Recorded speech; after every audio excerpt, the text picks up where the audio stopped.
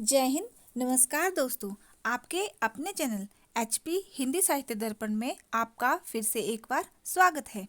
प्रिय मित्रों, जैसे कि आपको पता ही है कि हम पिछली परीक्षाओं में आए हिंदी साहित्य के प्रश्नों को इम्पोर्टेंट पॉइंट्स के साथ सॉल्व कर रहे हैं।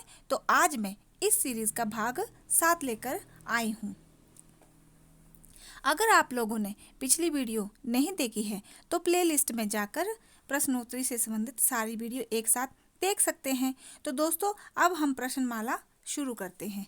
तो चलिए देखते हैं हिंदी साहित्य प्रश्नोत्तरी भाग 7 की सीरीज में आज का पहला प्रश्न क्या रहने वाला है।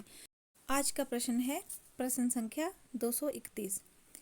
किस आचार्य ने सौंदर्य को ही अलंकार माना है? तो ये माना है आचार्य वामन ने। चलिए देखते हैं ये कहाँ के रहने वाले थे। वामन कश्मीर नरेश जयपीठ के मंत्री थे। इनकी समय अवधि 8वीं सदी का उत्तरार्ध माना जाता है। 3 रीतियों की कल्पना की थी इन्होंने, विदर्भी, गौड़ी तथा पांचाली। अगला प्रश्न है हमारा, मोहन राकेश की मृत्यु कब हुई थी? तो चलिए देखते हैं 3 जनवरी 1972 को मोहन राकेश की मृत्यु हुई थी। इनके जन्म के विषय में भी जान लेते हैं। जन्म हुआ था इनका 8 जनवरी 1925 ईस्वी को अमृतसर में। इनके बचपन का नाम मदन मोहन गुगलानी था। ये नई कहानी आंदोलन के सशक्त हस्ताक्षर थे। इनके नाटक रहे हैं आषाढ़ का एक दिन, प्रथम नाटक माना जाता है इनका। इनके अन्य नाटक हैं लहरों के राजहंस, आधे अधूरे, पैर तले की जमीन। अब देखते हैं इनकी एकांकी, अंडे के छिलके, बीज नाटक, दूध और दांत। ये थे मोहन राकेश से संबंधित कुछ बातें। चलिए अगला प्रश्न देखते हैं, हामिद मेले से दादी के लिए क्या लेकर आता है? तो पहले तो हमें ये जानना है कि हामिद किस कहानी का पात्र है और ये कहानी किसने लिखी है। हामिद ईदगाह कहानी का पात्र है, जो एक दादी का पोता है। दादी का नाम अमीना है और ये अपनी दादी के लिए चिमटा लेकर 3 पैसे में एक चिमटा लेकर आया था, क्योंकि उसकी दादी जब खाना पकाती थी तो उसके हाथ जल जाते थे। अन्य पात्र हैं मोहसिन, महमूद, नूरे, सम्मी दोस्त, चौधरी साहब। आगे बढ़ते हैं, अज्ञेय के क्रांतिकारी जीवन से जुड़ा उनका उपन्यास कौन सा है? तो यह है शेखर एक जीवनी। ये 2 भागों में विभक्त है। पहला भाग जिसका प्रकाशन 1941 में हुआ, दूसरा भाग जिसका प्रकाशन 1944 में हुआ। ये उपन्यास मनोविश्लेषणात्मक उपन्यास है। इसके पात्रों को भी देख लेते हैं, सरस्वती, शारदा, शशि, शेखर की माँ, मनिका और शांति। चलिए अगला प्रश्न देखते हैं, भारतेंदु ने खुसरो की तरह कौन सी कविता लिखी है? तो उन्होंने लिखी हैं मुकरियाँ और पहेलियाँ। भारतेंदु जी के बारे में थोड़ा सा जान लेते हैं। भारतेंदु जी का जन्म 1850 से 1855 ईस्वी इनका जन्म समय काल रहा है। इन्हें आधुनिक हिंदी साहित्य के पितामह कहा जाते हैं। नाटकों का प्रारंभ इनसे ही माना जाता है। इनके कुछ पत्रिकाएं हैं बाल विबोधनी, हरिश्चंद्र कवि वचन सुधा। अब इनके साहित्य से संबंधित भाषाएं देख लेते हैं। इनकी पद्य की भाषा ब्रजभाषा रही है, गद्य की भाषा खड़ी बोली रही है। आगे बढ़ते हैं, मैथिली शरण गुप्त ने किस भाषा में कविता लिखी है? तो वो लिखी है हिंदी खड़ी बोली। इनके गुरु रहे हैं महावीर प्रसाद द्विवेदी जी। इनके नाटक देख लेते हैं, अनग, तिलोत्तमा, चंद्रहास। इन्हें राष्ट्रदत्ता भी कहते हैं। हमारा अगला प्रश्न है, एक तारा कविता पंत जी के किस संग्रह से है? तो ये है गुंजन। इनकी अन्य कृतियों के बारे में भी थोड़ा सा जान लेते हैं। गिरजे का घंटा 1916 ईस्वी में पंत जी के प्रथम काव्य कृति मानी जाती है। इनका दूसरा नाम गोसाई दत्त है। प्रथम छायावादी काव्य कृति उच्छ्वास 1918 ईस्वी में जो प्रकाशित थी वो इनकी प्रथम छायावादी काव्य कृति मानी जाती है। हमारा अगला प्रश्न है, निराला की मृत्यु कब हुई थी?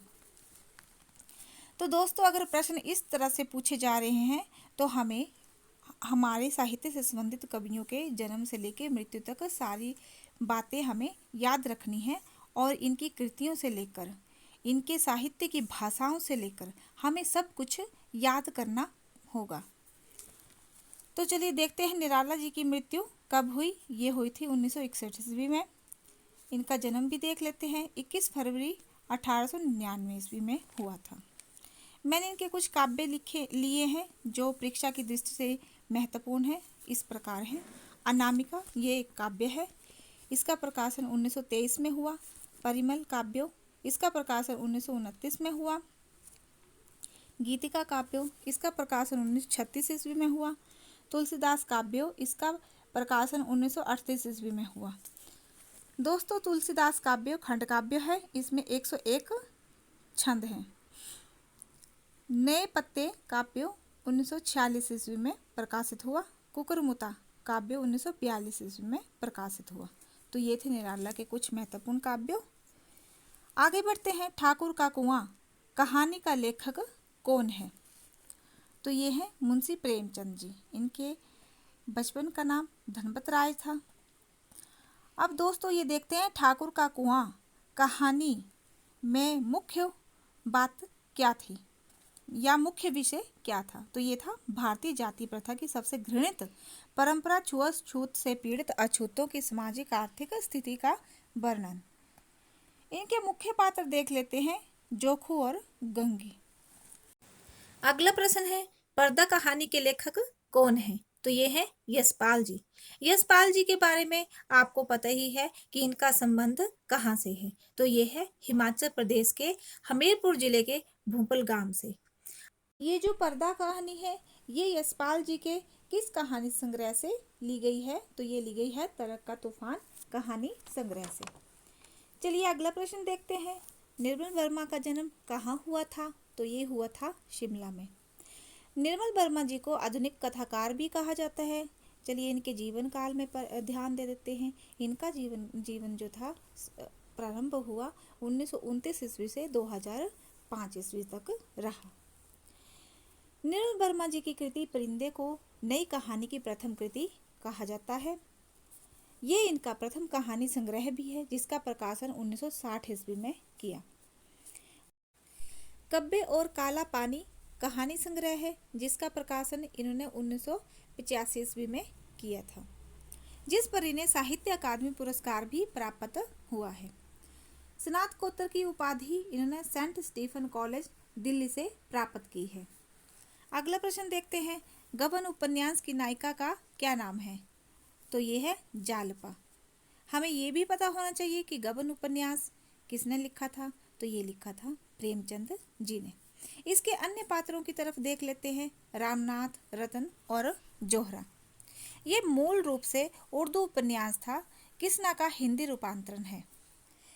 किसना ये 1907 ईस्वी में प्रकाशित हुआ था और इसका हिंदी रूपांतरण जो है 1931 ईस्वी में प्रकाशित हुआ। इस पर मध्यवर्गीय जीवन की असंगति का यथार्थ मनोवैज्ञानिक चित्रण देखने को मिलता है। आगे बढ़ते हैं। नाटक नट लोगों की कला का नाम है, किसने कहा है? तो ये कहा है भारतेंदु जी ने। इनके विषय में कुछ देख लेते हैं। इनके साहित्य के विषय पर थोड़ा सी चर्चा कर लेते हैं। चलिए देखते हैं। मुद्रा राक्षस 1878 ईस्वी में प्रकाशित हुआ था। ये विशाखा दत्त के संस्कृत नाटक का हिंदी अनुवाद था। दुर्लभ बंधु 1880 ईस्वी, ये शेक्सपियर के मर्चेंट ऑफ वेनिस का हिंदी अनुवाद था। भारत जननी, ये एक गीतिनाट्य है। वैदिकी हिंसा हिंसा न भवति, यह एक प्रहसन है। अंधेर नगरी, यह एक प्रश्न है। विस्मय विश्व मोदसधम, यह भान है। रत्नावली अपूर्ण नाटक है। इनका रत्नावली जो था वो एक अपूर्ण नाटक था। चलिए आगे बढ़ते हैं। लहरों के राजहंस नाटक के रचनाकार हैं मोहन राकेश जी। इनके पात्रों की तरफ ध्यान देते हैं। नंद और सुंदरी, श्यामांग, आनंद, अलका, मैत्रेय। आधे अधूरे नाटक को मील का पत्थर कहा जाता है। जो मोहन राकेश जी का आधे अधूरे नाटक है उसे मील का पत्थर कहा जाता है। लहरों के राजहंस एक ऐतिहासिक नाटक है। चलिए आगे बढ़ते हैं। नागरी प्रचारणी सभा की स्थापना वर्ष क्या है? तो यह है 16 जुलाई 1893 ईस्वी। इसके संस्थापक रहे हैं श्याम सुंदर दास, राम नारायण मिश्र, शिव कुमार सिंह जी। आगे बढ़ते हैं। खड़ी बोली का प्रयोग सबसे पहले किस पुस्तक में किया गया था?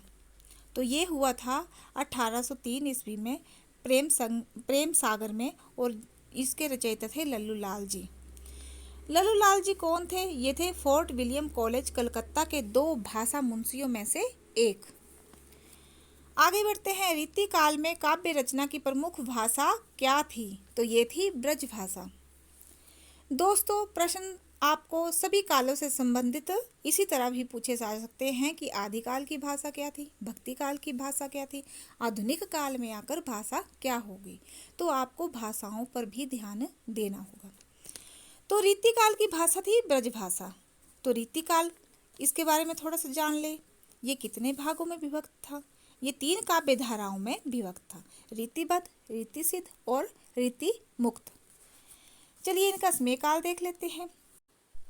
संवत में देखते हैं 1700 से 1900, ईस्वी में देखते हैं 1650 से 1850 ईस्वी। रीतिकाल को उत्तर मध्यकाल भी कहते हैं। अगला प्रश्न देखते हैं। शिव सिंह सरोज के रचनाकार का क्या नाम है? तो ये है शिव सिंह सेंगर। इसका प्रकाशन रहा है 1883 ईस्वी में। यह हिंदी साहित्य इतिहास का हिंदी भाषा में लिखा जाने वाला प्रथम ग्रंथ है।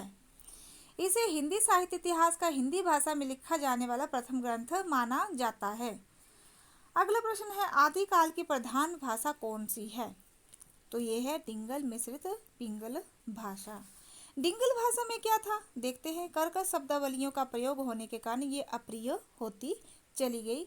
और पिंगल भाषा में क्या था? कर्णप्रिय शब्दावलियों का प्रयोग होने के कारण ये लोगों में प्रिय बनती चली गई।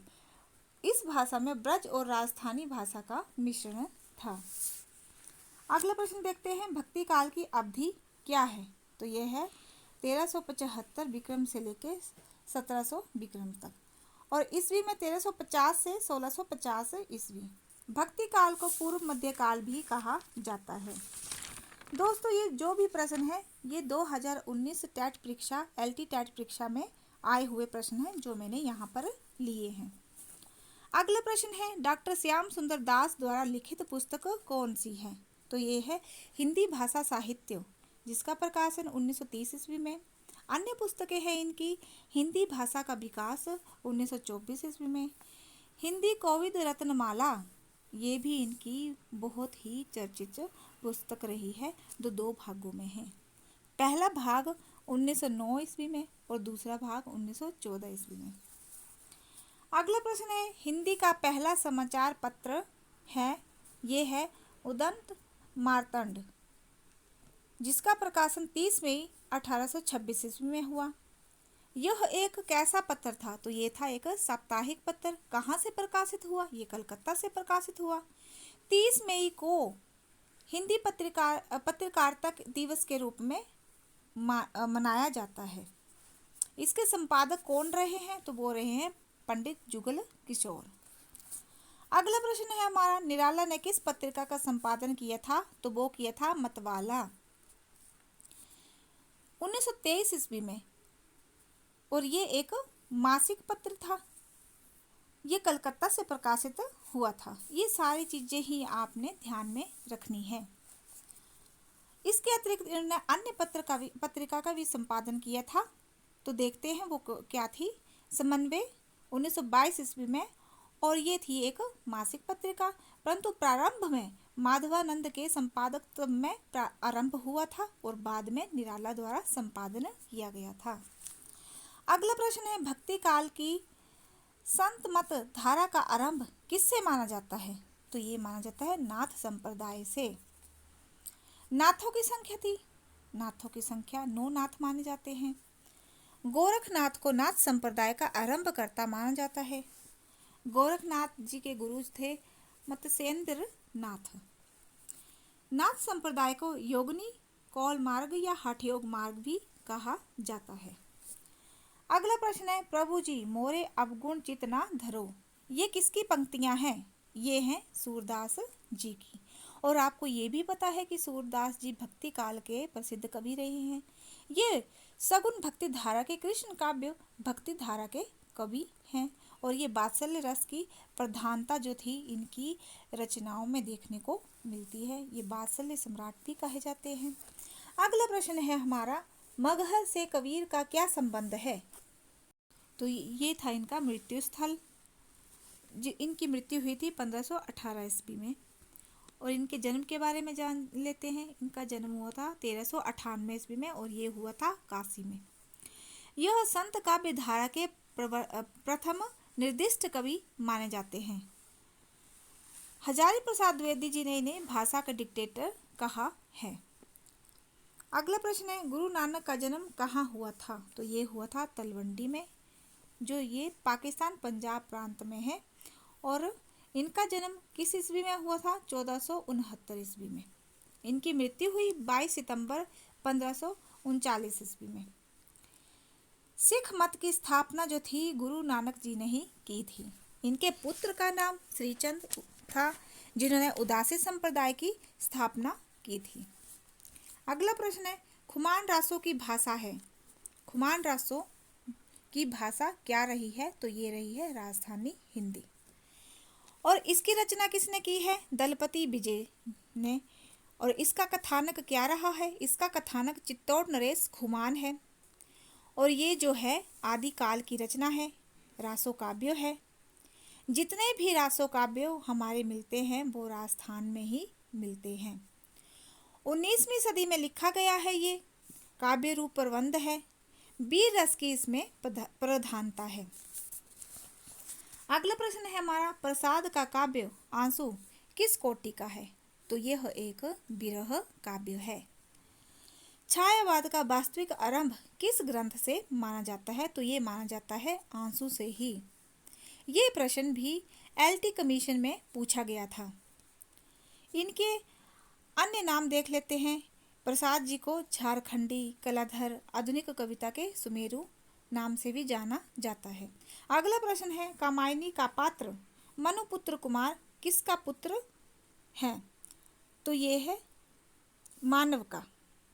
और कामायनी के रचयिता हैं जयशंकर प्रसाद जी। मनु को आदि कवि भी कहा जाता है। इसके 15 सर्ग हैं। देखते हैं सर्गों को। चिंता, आशा, श्रद्धा, काम, वासना, लज्जा, कर्म, ईर्ष्या, ईड़ा, स्वप्न, संघर्ष, निर्वेद, दर्शन, रहस्य और आनंद। तो दोस्तों ये थे हमारे आज के प्रश्न। आशा है आपको मेरे ये प्रश्न अच्छे लगे होंगे। तो लाइक, शेयर और सब्सक्राइब ज़रूर कर दें। धन्यवाद। जय हिंद।